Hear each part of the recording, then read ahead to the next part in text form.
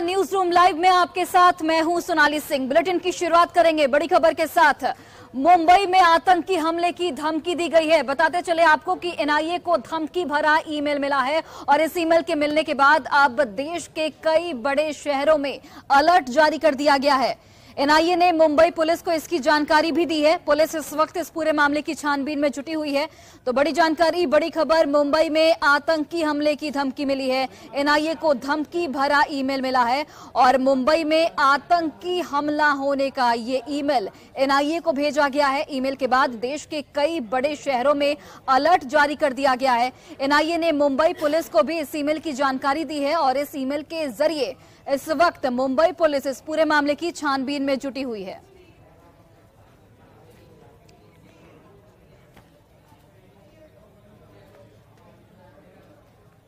और इसी बीच बड़ी खबर आपको गिरिडीह से बताते चले, जहां पर चिलखरी नरसंहार का आरोपी गिरफ्तार किया गया है। 16 साल पहले ये नरसंहार हुआ था। जो आरोपी था वो फरार चल रहा था, लेकिन फिलहाल पुलिस को ये बड़ी कामयाबी मिली है और आरोपी को पुलिस ने गिरफ्तार कर लिया है। फरार चल रहा नक्सली कोल्हा यादव इस वक्त पुलिस की गिरफ्त में है। 16 साल पहले चिलखरी नरसंहार हुआ था, जिसमें 16 लोगों का मर्डर किया गया था। जमुई पुलिस के सहयोग से नक्सली कोल्हा यादव, जो कि इस नरसंहार का मुख्य आरोपी है, उसे गिरफ्तार कर लिया गया है। तो एक बड़ी सफलता पुलिस को मिली है। चिलखरी नरसंहार का आरोपी इस वक्त पुलिस की हिरासत में। तस्वीरें भी आपको लगातार दिखा रहे हैं। 16 साल पहले ये नरसंहार हुआ था, जिसमें 16 लोगों की मौत हुई थी, उनका मर्डर किया गया था और अब इस नरसंहार का आरोपी जो है वो पुलिस की कस्टडी में है।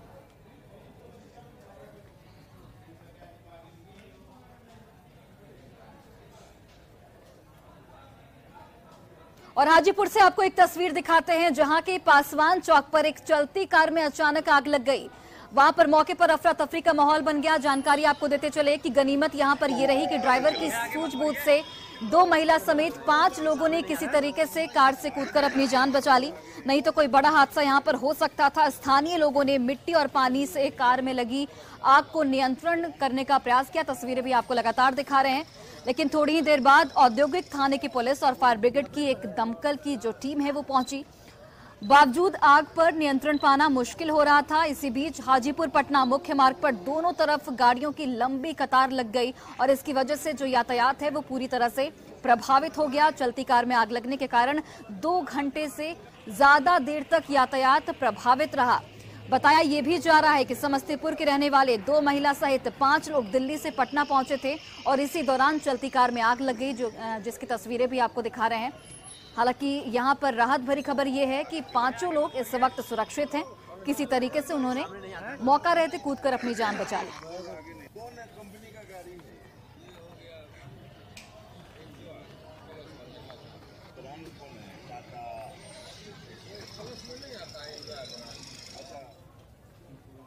और देखिए, दुमका के गांधी मैदान में जेएमएम का 44वां स्थापना दिवस मनाया जा रहा है और सीएम हेमंत सोरेन का जो संबोधन होने वाला है उस पर सबकी नजर टिकी हुई है कि वो अपने संबोधन में किन किन चीजों का जिक्र करते हैं। बताते चले आपको कि 44वां जो स्थापना दिवस है जेएमएम का, वो बहुत ही बड़े पैमाने पर मनाया जा रहा है और इस दौरान सीएम हेमंत सोरेन के निशाने पर केंद्र सरकार रही है। सीएम ने आरोप लगाया कि 1,36,000 करोड़ का बकाया मांगने के बाद उन पर केंद्र सरकार भड़क गई और अपनी एजेंसियों का दुरुपयोग यहां पर किया गया है।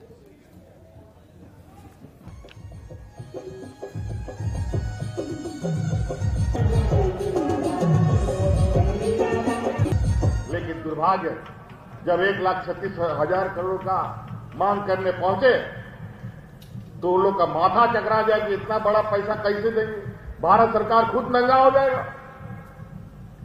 तो हमारे पीछे भेज दिया, भाई सांप सब जाओ उसको काटो। सीबीआईडी करके इधर उधर से सब रोजगार भी बंद। आज जिस तरीके से राजनीतिक मैदान में, तो अब ये लोग भूल गए, अब इसका बस की बात नहीं है राजनीतिक मैदान में हमारे समक्ष आके खड़े हो पाए। तो अपने संस्थाओं का दुरुपयोग करो, चाहे महामहिम का हो, चाहे और भी संवैधानिक संस्था हो, ईडी सीबीआई के माध्यम से। खैर कोई बात नहीं, हम लोग घबराते नहीं है। हमसे मिलेगा क्या यार, हमारे घर में जाके तुमको मिलेगा कौन चीज? हम नेतृत्व करता किसका है तुमको मालूम है? हम लोग नेतृत्व करता इस राज्य का आदिवासी, दलित, पिछड़ा, अल्पसंख्यक लोगों का, जिसका घर अपना जेबे फटा हुआ, उससे क्या हम लेंगे बताओ? हम व्यापारियों का जनप्रतिनिधि नहीं है, हम गरीब पिछड़ों का जनप्रतिनिधि है।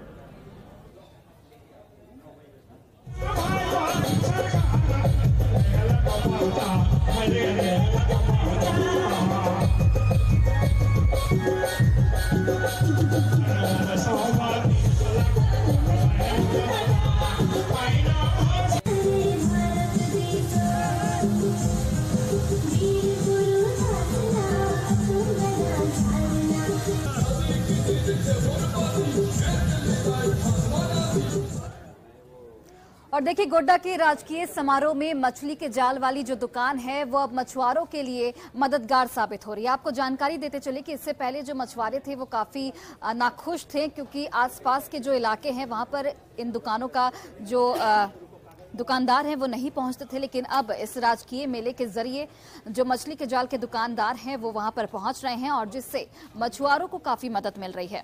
कुछ मछुआरे इस जाल को खुद से बनाते हैं तो कुछ बंगाल से खरीद कर लाते हैं। गोड्डा के मेले में लगे इस दुकान में मछुआरों की भारी संख्या देखी जा रही है।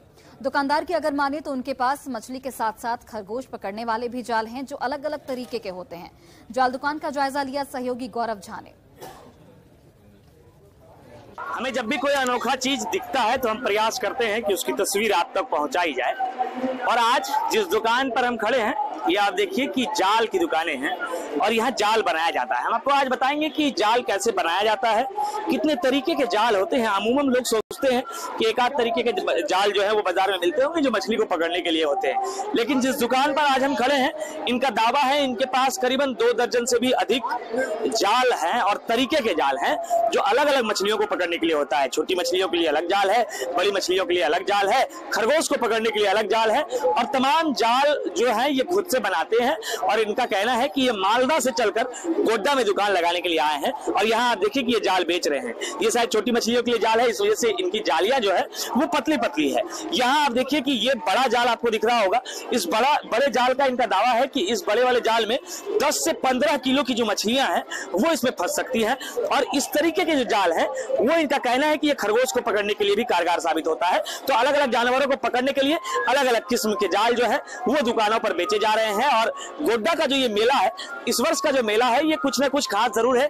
ये इस वजह से है क्योंकि जब 2 वर्ष लॉकडाउन का गुजरा है उसके बाद जब जाल की इस तरीके की दुकानें यहाँ लगी हैं तो एक भाई साहब जो मालदा से आए, पहले इनसे बात करते हैं। हालांकि दुकानदारी का इनका समय है। भैया क्या नाम है आपका? बीरबल मंडल। आप जाल बनाते हैं? बनाते भी है, खरीद के भी लाते हैं। कहाँ घर है आपका? मालदा जिला। एक जाल को बनाने में कितना खर्च लगता है?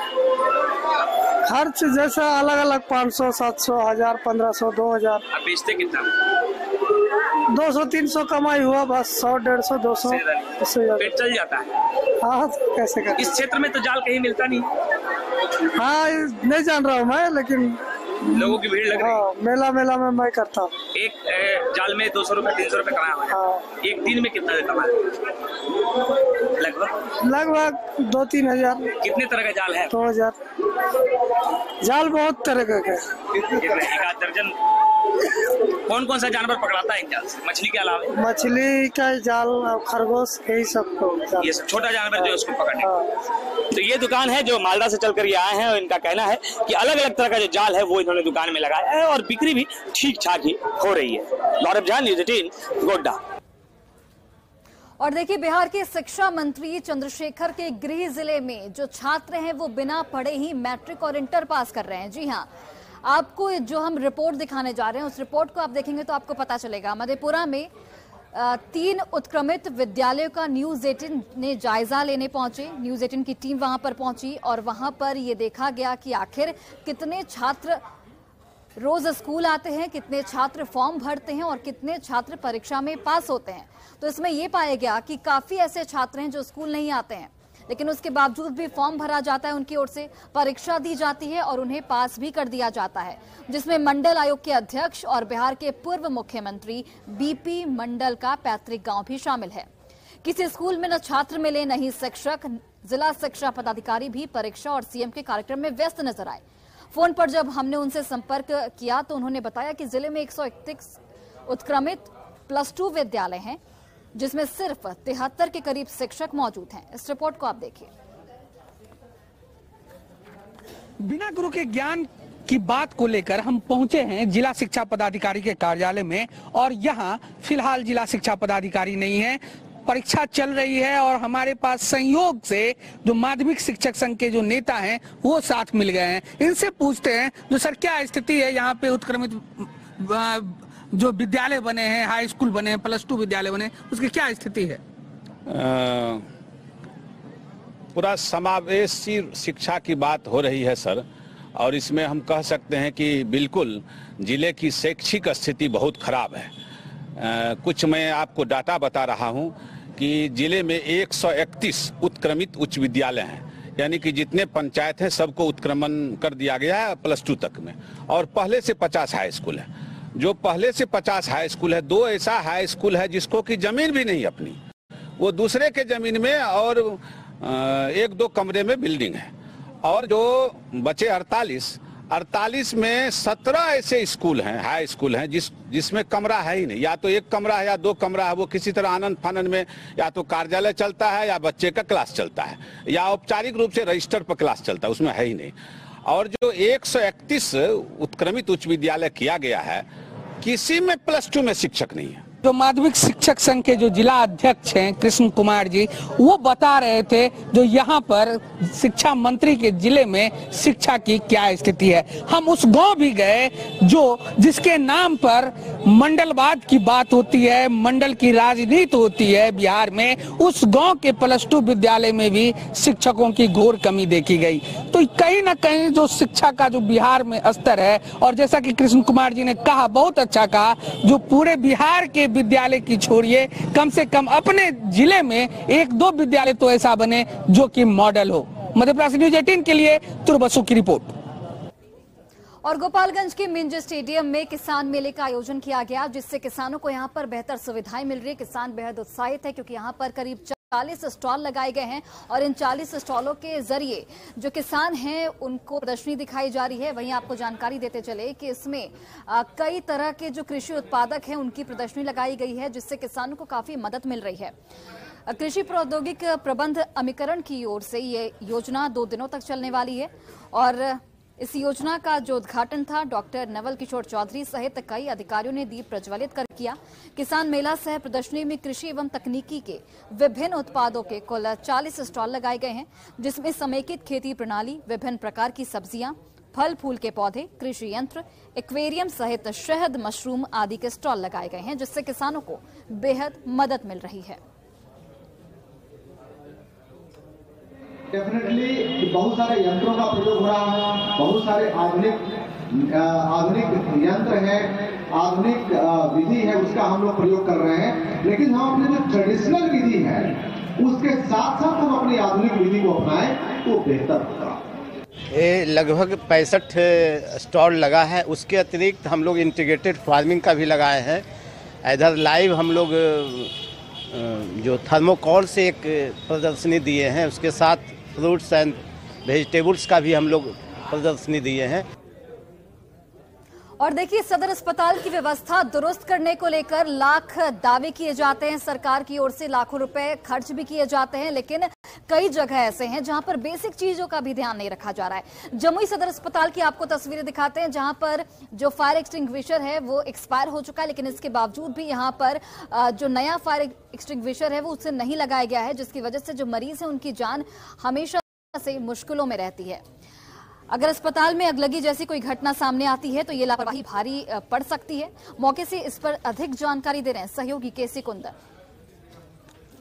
जमुई सदर अस्पताल में अगलगी की घटना को रोकने के लिए लापरवाही बरती जा रही है, और लापरवाही इस कदर है कि तस्वीर सामने है।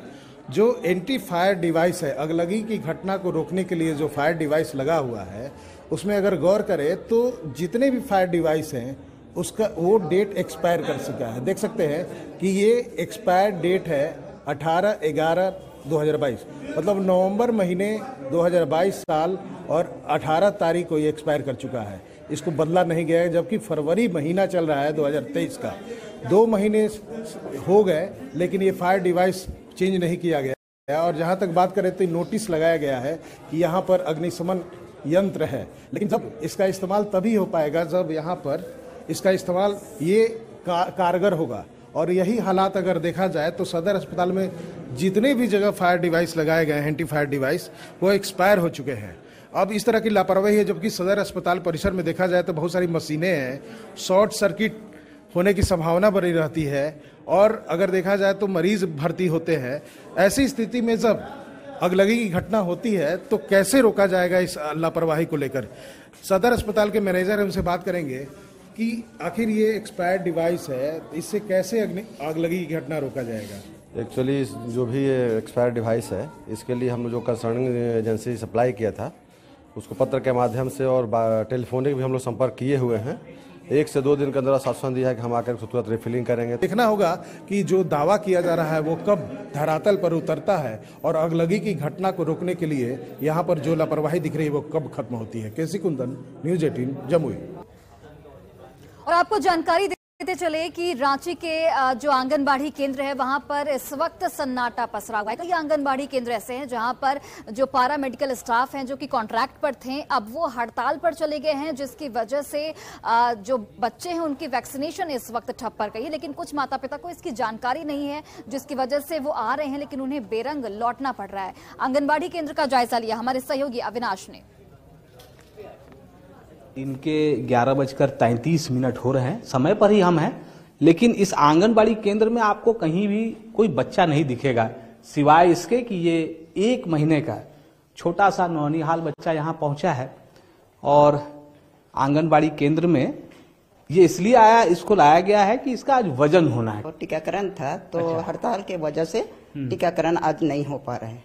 टीकाकरण नहीं होगा? जी हाँ। अच्छा, बच्चे कहाँ हैं? बच्चे नहीं दिख रहे। बच्चे तो आते हैं, लेट से ही आते हैं। रही है कि हड़ताल है? पता नहीं होता, हम लोग को नहीं पता है। तो हड़ताल के बारे में पता नहीं है? नहीं। अब क्या कीजिएगा? तो टाइम पर सुई लेना पड़ता है। नहीं आए तो आप दीदी किस लिए आई है? बच्चा को सुई दिया। सुई? हाँ। तो दीदी हड़ताल है बोल रही हैं, तो अब कैसे होगा? आप लोग को नहीं पता है हड़ताल? नहीं पता था। एएनएम, जीएनएम, पारा मेडिकल स्टाफ सब लोग हड़ताल पे। हड़ताल में पहुंचने वाली महिलाओं को, उनके बच्चों को टीकाकरण नहीं हो पा रहा है, लेकिन सरकार को इससे कोई मतलब नहीं, क्योंकि सरकार ने अब तक इसे संज्ञान में नहीं लिया है। कैमरा पर्सन संजीव के साथ अविनाश कुमार, न्यूज़ 18 रांची। और शेखपुरा की आपको तस्वीर दिखाते हैं जहां पर ग्रामीण स्वास्थ्य व्यवस्था की पोल खोलती हुई तस्वीर न्यूज़ 18 ने अपने कैमरे में कैद की है। दरअसल यहां पर हेल्थ एंड वेलनेस सेंटर बनाया गया जो एक ही डॉक्टर के भरोसे है और दोपहर 2 बजे के बाद इस सेंटर में ताला भी लग जाता है, जिसकी वजह से लोगों को काफी परेशानी होती है। लोगों ने अपनी नाराजगी यहां पर जाहिर की है। जायजा लिया सहयोगी अजीत कुमार ने। स्वास्थ्य मंत्री तेजस्वी यादव का बड़ा दावा आ रहा है कि जिला स्वास्थ्य के साथ साथ ग्रामीण स्वास्थ्य व्यवस्था को भी मजबूत किया गया है।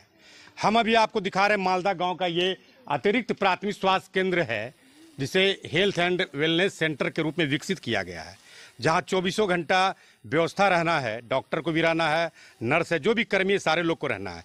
लेकिन देखिए ताला लटका हुआ है, अभी 2 बजे हैं और ताला लटका हुआ है। इस तरह से मरीजों क्या व्यवस्था यहाँ होता होगा आप देख लीजिए। भीड़ काफी है, गांव के लोग जुटे हुए हैं। हम इनसे जानते हैं कि आखिर व्यवस्था यहाँ क्या है, आप बताइए। तो व्यवस्था तो कुछ नहीं सर, डिलीवरी होने आता है तो कहता है कि रात के कुछ के व्यवस्था नहीं है, तो काहे का अस्पताल खोलता है आप लोग?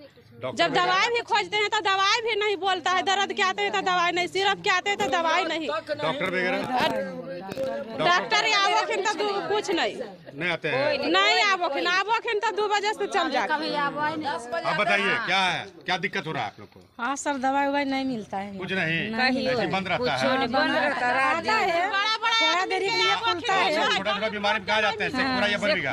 डॉक्टर से दिखाते हैं, बरबीघा गाँव में डॉक्टर है। चलिए और भी लोग हैं, उनसे भी जानते, बताइए तो क्या व्यवस्था है यहाँ? दोष है क्या कि 2 बजे अस्पताल बंद हो जाता है, यहाँ रूई तक नहीं रहता, दवाई क्या रहेगा? स्वास्थ्य व्यवस्था का हाल आपने समझा कि बिल्कुल यहाँ ना तो डॉक्टर है ना कर्मी है और एक दवा तक उपलब्ध नहीं है। ऐसे में ग्रामीण स्वास्थ्य व्यवस्था का दावा करना बिल्कुल बेईमानी साबित हो रहा है। जरूरत है कि जिला के साथ साथ ग्रामीण स्वास्थ्य व्यवस्था को मजबूत किया जाना ताकि ग्रामीणों को इसका लाभ मिल सके। अजीत कुमार सिन्हा, न्यूज 18, शेखपुरा। और देखिए, जीविका समूह से जुड़कर बिहार की कई महिलाएं जो हैं वो आत्मनिर्भर बन रही है और उनकी जिंदगी भी अब धीरे धीरे पटरी पर आ रही है। कटिहार की एक महिला स्वर्णलता कुमारी की आपको कहानी बताते हैं, जिन्होंने जीविका समूह से जुड़कर न सिर्फ आत्मनिर्भर बनी बल्कि अपने बेटे की जान भी बचाई और कई महिलाओं को भी रोजगार अब उपलब्ध करा रही हैं। अगरबत्ती का उद्योग वो चलाती हैं और अपने साथ साथ कई महिलाओं को भी आर्थिक रूप से आत्मनिर्भर बना रही हैं। 5 फरवरी को समाधान यात्रा के दौरान सीएम नीतीश कुमार स्वर्णलता कुमारी को विशेष रूप से सम्मानित करेंगे। वहीं इस सम्मान को लेकर उनके साथ कंधे से कंधा मिलाकर काम करने वाली अन्य जीविका दीदियां भी बेहद खुश हैं और उनमें खुशी की लहर है। जीविका समूह के पहल से कई महिलाओं की जिंदगी बदलने की कहानी से अब तक आप रूबरू हुए होंगे, लेकिन बिहार के कटिहार से ये कहानी बेहद खास है और स्वर्णलता कुमारी के इसी पहल के लिए सूबे के मुख्यमंत्री अपने दौरे के दौरान उनको सम्मानित करेंगे। ये उनका समूह है और इस तरह से अगरबत्ती उद्योग उनके द्वारा चलाया जा रहा है। ये अगरबत्ती उद्योग के माध्यम से उन्होंने अपनी बेटा का एक महंगा इलाज पूरा करवाया, जिससे उनके बेटा अभी पूरी तरह स्वस्थ है। एक असाध्य बीमारी के चपेट में थे, अब फिलहाल बेटा ठीक है। क्या है पूरा कहानी, क्या हो? पहले तो मुख्यमंत्री जी को धन्यवाद देना चाहती हूँ कि मैंने वो जीविका जैसा योजना चला करके जो है बहुत दीदी का मदद किए हैं और उसके बाद जो है हम अपने बेटे का इलाज जो है जीविका के माध्यम से ही मैंने कि ठीक किए हैं, जो कि बहुत ही खतरनाक बीमारी था मेरा बेटा का। आज मेरा बेटा ठीक हो गया है और जीविका से ही हम ऋण ले करके जो है हम अपना अगरबत्ती का बिजनेस शुरू किए हैं और बिजनेस में जो है मेरी समूह की दीदी भी बहुत मदद की है और बेटे का इलाज में भी समूह का दीदी हमको बहुत मदद की है। बहुत खुशी है कि दीदी को सम्मानित करेंगे। दीदी बहुत कष्ट भी की है, जीविका की दीदी हेल्प भी बहुत की है, हम लोग सब समूह की दीदी मिल करके। और इनके बच्चे के लिए तो सब दीदी प्रार्थना भी किए, साथ भी दिए और दीदी को आगे बढ़ाने में हम लोग बहुत मदद किए। तो निश्चित तौर पर ये कहानी बेहद प्रेरक है, क्योंकि ये न सिर्फ जिंदगी बदलने की कहानी है बल्कि एक माँ की संघर्ष की कहानी है, जो इस संघर्ष के बलबूते पर अपने बेटा के जिंदगी बचा लिया है। सुब्रत, न्यूज 18, कटिहार।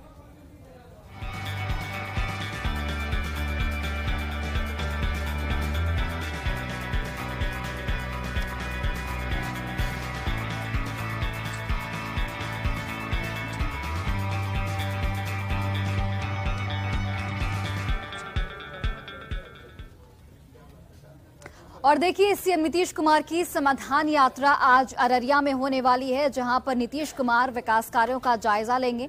बताते चले आपको कि अलग अलग जिले में नीतीश कुमार की समाधान यात्रा पहुंच रही है, जहां पर सरकार की ओर से जो भी योजनाएं चलाई जा रही हैं उनकी जमीनी हकीकत क्या है, धरातल पर लोगों को कितना लाभ मिल पा रहा है उन योजनाओं के जरिए, इसकी जो समीक्षा है वो नीतीश कुमार की ओर से लगातार की जा रही है। अधिकारियों की एक टीम भी नीतीश कुमार के साथ यहाँ पर मौजूद रहती है और आज अररिया की बारी है, यानी कि अररिया में अब से कुछ ही देर बाद सीएम नीतीश कुमार का आगमन होगा, जहां पर समाधान यात्रा के तहत जल जीवन हरियाली, मत्स्य योजना, इन तमाम चीजों की जानकारी नीतीश कुमार की ओर से ली जाएगी। साथ ही जीविका दीदियों से भी यहां पर नीतीश कुमार संवाद करते हुए नजर आएंगे। तो अब से कुछ ही देर बाद नीतीश कुमार की समाधान यात्रा जो है वो अररिया पहुंचने वाली है, जहां पर नीतीश कुमार विकास योजनाओं का जायजा लेंगे। सुरक्षा के भी पुख्ता इंतजाम किए गए हैं और लोगों में काफी उत्साह है, चूंकि मुख्यमंत्री को अपने समक्ष पाकर, अपने बीच पाकर लोग काफी उत्साहित हो जाते हैं और मुख्यमंत्री भी एक एक कर सभी की समस्याओं को सुनते हैं। तो विकास योजनाओं का यहां पर सीएम की ओर से जायजा लिया जाएगा, जीविका दीदियों से बात की जाएगी, दिव्यांगजनों को ट्राई साइकिल का यहां पर नीतीश कुमार की ओर से वितरण किया जाएगा। तो इन तमाम योजनाओं का जायजा लेंगे नीतीश कुमार, जिसमें जल जीवन हरियाली से जुड़ी जो भी योजनाएं चलाई जा रही हैं सरकार की ओर से, इसके अलावा देखिए मत्स्य पालन से जुड़ी भी जो भी योजनाएं सरकार की ओर से चलाई जा रही है उन सभी का नीतीश कुमार जायजा लेने पहुंचेंगे और एक एक कर वहां पर जो भी स्टॉल लगाए गए हैं, जो भी लोग हैं उनसे बातचीत की जाएगी, दिव्यांगजनों को ट्राईसाइकिल का वितरण किया जाएगा। इसके साथ ही जो लोग हैं उनसे उनकी समस्याओं को जाना जाएगा, उनकी समस्याएं क्या कुछ है और नीतीश कुमार की ये कोशिश कि इस यात्रा के तहत उन समस्याओं का समाधान जल्द से जल्द निकाला जा सके।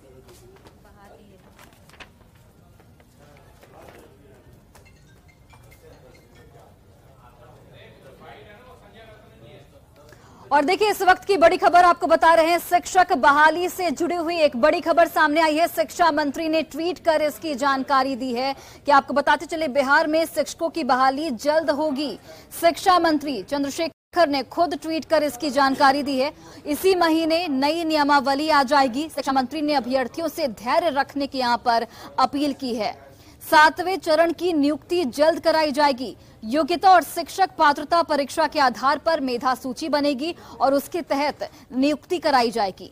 जिला प्रशासन के नेतृत्व में बहाली कराई जाएगी। पहले 9000 इकाई थी, अब 38 इकाई में नियुक्ति पत्र का बंटवारा होगा।